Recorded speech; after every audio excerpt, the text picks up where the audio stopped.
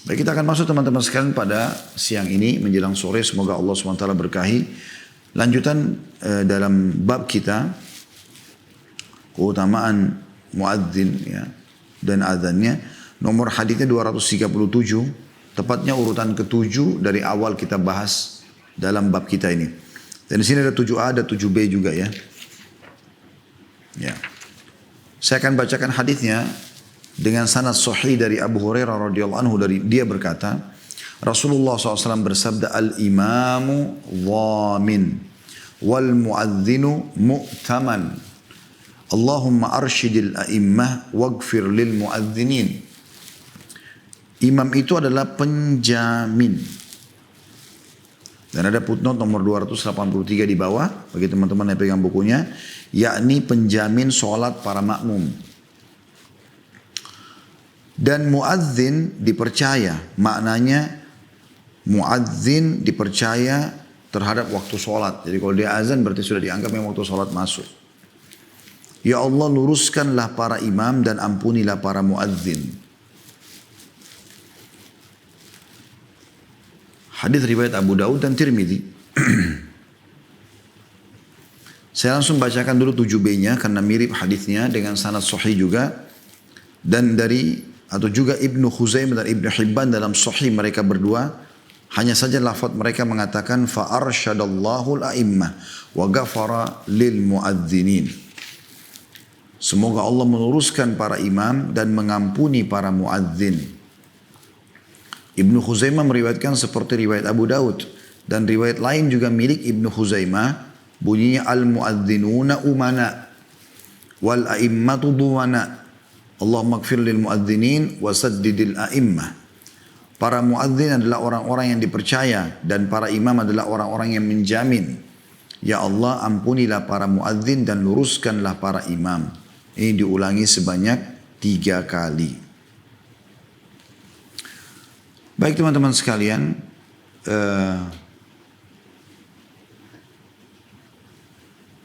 saya akan baca lagi hadis setelahnya karena rupanya mirip juga ya. Hadis nomor 238, urutan 8 dalam awal bab kita ini dengan sanad sahih, diriwayatkan juga oleh Imam Ahmad dari hadis Abu Umamah dengan sanad hasan. Saya mirip dengan riwayat yang sebelumnya. Begitu juga dengan hadis 239 urutan 9 dalam bab kita, sahih di ghairihi dari Aisyah radhiyallahu anha. Dia berkata, aku mendengar Rasulullah SAW bersabda, al-imamu dhamin wal muadzinu mu'taman fa arsyadallahu la'imma wa afa 'anil muadzinin. Imam adalah penjamin atau penanggung jawab dan muadzin adalah orang yang dipercaya, dan semoga Allah meluruskan para imam dan memaafkan para muadzin. Diriwayatkan oleh Ibnu Hibban dalam sahihnya. Baik teman-teman sekalian, kita akan coba bedah hadis ini seperti biasa. Kita coba ambil mutiara-mutiara yang kita bisa pelajari. Potongan hadis pertama yaitu al-imamu dhamin. Para imam itu adalah penjamin. Dan dimaksudnya adalah penjamin sholat para makmumnya. Sebagian ulama memberikan penjelasan masalah ini. Yang dimaksud dengan penjamin di sini adalah dia yang diikutin, sehingga dia harusnya menjaga supaya tidak keliru. Misal dia takbir, Allah Akbar, ya baru makmum semua boleh takbir. Kalau dia tidak takbir, belum takbir, maka tidak boleh ada makmum yang mendahulunya. Kalau dia mendahului berarti dia sholat sendiri, dia enggak berjamaah.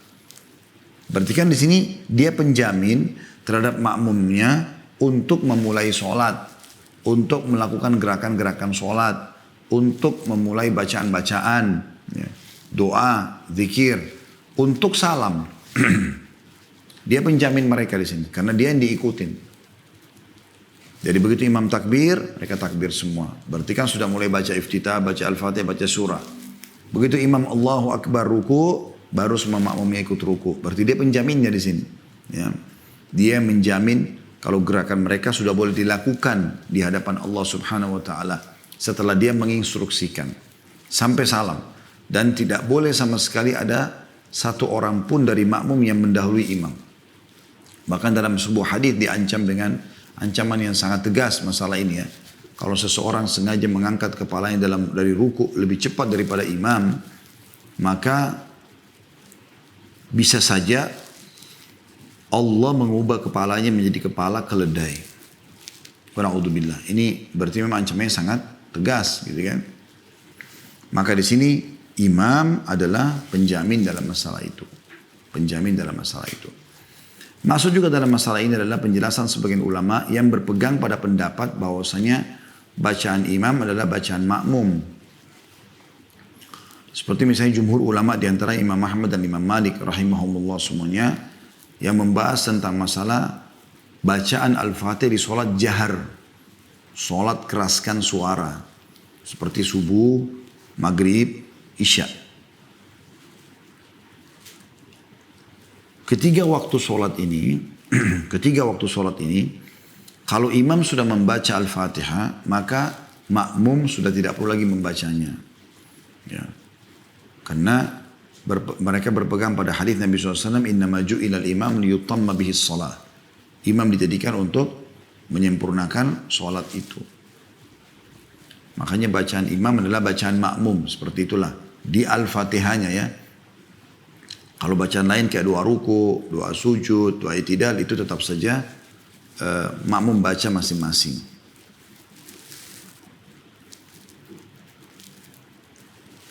Ini diantara makna kalau al-imamu dhamin.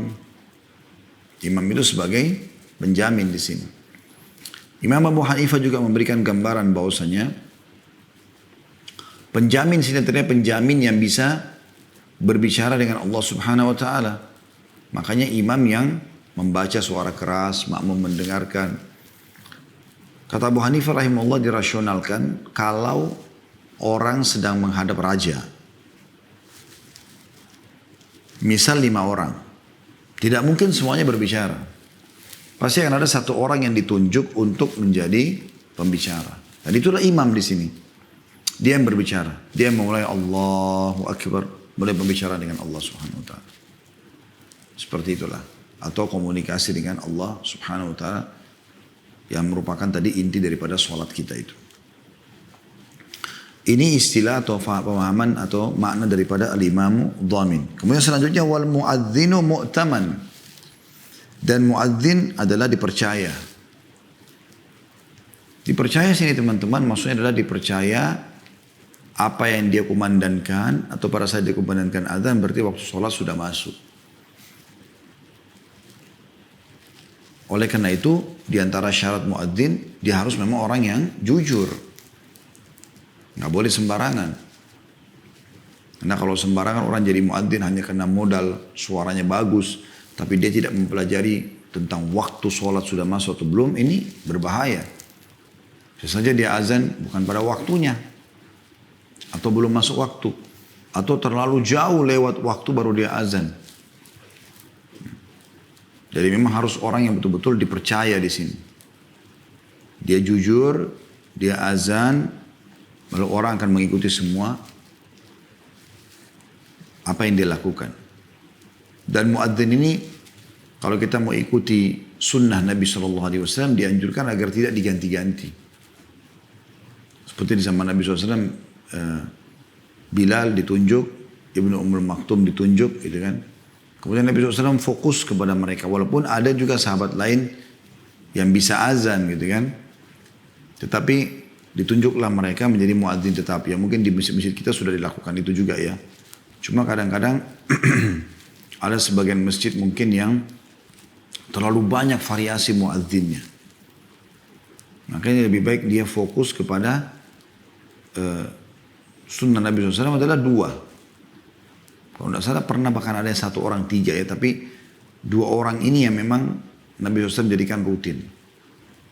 Dan itu pun dua-duanya azan kalau waktu subuh. Kalau selain subuh mayoritas azan dikumandangkan oleh Bilal radhiyallahu anhu majma'in. Jadi sahabat itu memang mengenal satu suara itu. Dan memang dipilih suara yang indah. Jadi makna di sini mu'taman adalah muadzin itu dia dipercaya untuk mengumandangkan azan. Sehingga masyarakat jadi tahu atau kaum muslimin tahu kalau waktu sholat sudah tiba. Seperti itulah. Lalu Nabi SAW mendoakan secara khusus dan doa ini berlaku sampai hari kiamat. Ini potongan ketiga dari hadis. Allahumma arsyidil a'immah. Ya Allah, luruskanlah para imam. Di antara makna meluruskan para imam adalah luruskan mereka agar tidak salah. Ya, tidak keliru. Makanya kita temukan subhanallah berkah doa Nabi SAW ini jarang sekali di antara imam itu yang salah. Kalaupun ada, misal dari 10 tahun dia menjadi imam, salahnya dihitung jari. Nabi SAW mendoakan agar Allah SWT memberikan taufiknya kepada para imam. Arsyid artinya pandu mereka ya Allah. Ya. Sini terjemahannya dalam buku kita, luruskan para imam. Sehingga imam itu insya Allah ya, selama imam dia juga coba berusaha menjaga khusyuan sholatnya, maka dengan izin Allah Subhanahu wa taala dia pun nanti akan terpandu. Dia sedikit saja juhud atau upaya dia mau khusyuk, maka Allah Subhanahu wa taala akan berkahi. Potongan yang keempat, waqfir lil muadzinin, dan ampunilah para muadzin. Kenapa Nabi SAW mendoakan para muadzin agar diampuni? Karena dengan suaranya orang-orang pada sholat, maka wajar dia mendapatkan doa ini. Sehingga muadzin di sini teman-teman sekalian, hadis ini mirip dengan hadis yang sebelumnya ya. Kalau muadzin itu akan diampuni dosanya sejauh suaranya terdengar. Dan di sini Nabi SAW memastikan mendoakan lagi agar Allah Subhanahu wa taala mengampuni para muadzin. Mengampuni para muadzin. Juga bisa diambil pelajaran dari sini teman-teman sekalian, kalau imam dan muadzin ini adalah orang-orang yang sangat baik untuk dijadikan sebagai anak mantu orang kalau mau menikah, menikahkan anak perempuannya, menitipkan amanah-amanah, ya. Karena memang mereka didoakan oleh Nabi SAW. Siapapun yang jadi muadzin dapat pengampunan dosa. Bahkan dia dianggap penjamin atau dapat dipercaya ya, oleh seluruh umat tentang masuknya waktu sholat, waktu komunikasi dengan Allah Subhanahu wa taala. Ya. Dan insya Allah kalau muadzin itu orang-orang yang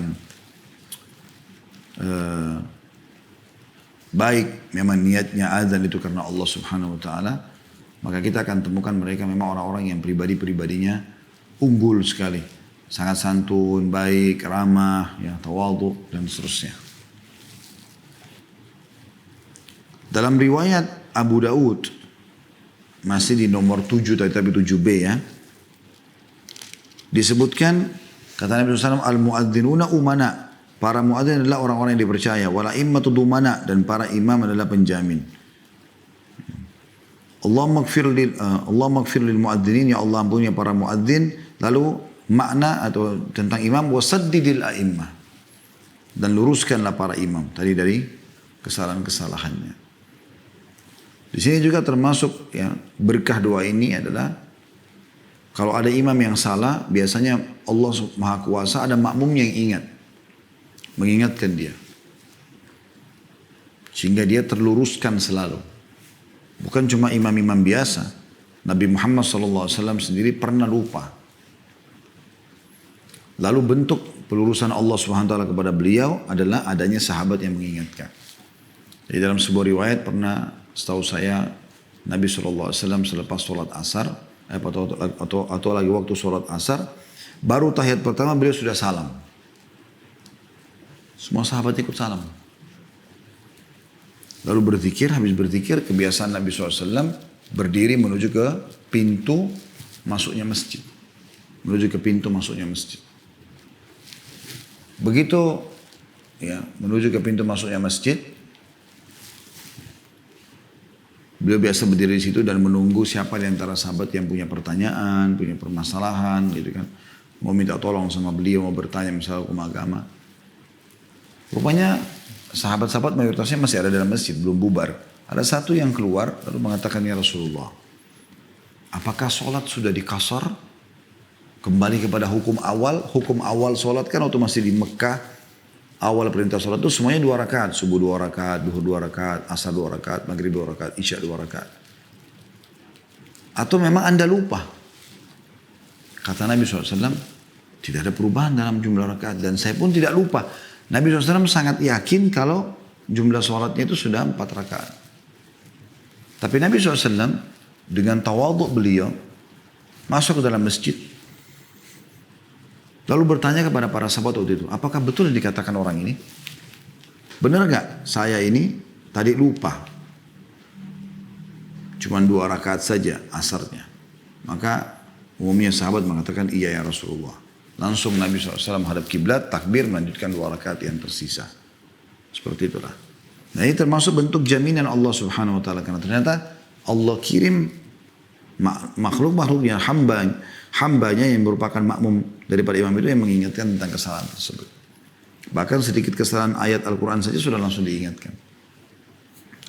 Sementara muadzin, ya, mereka diampuni dosa-dosanya sebagaimana sudah saya jelaskan tadi.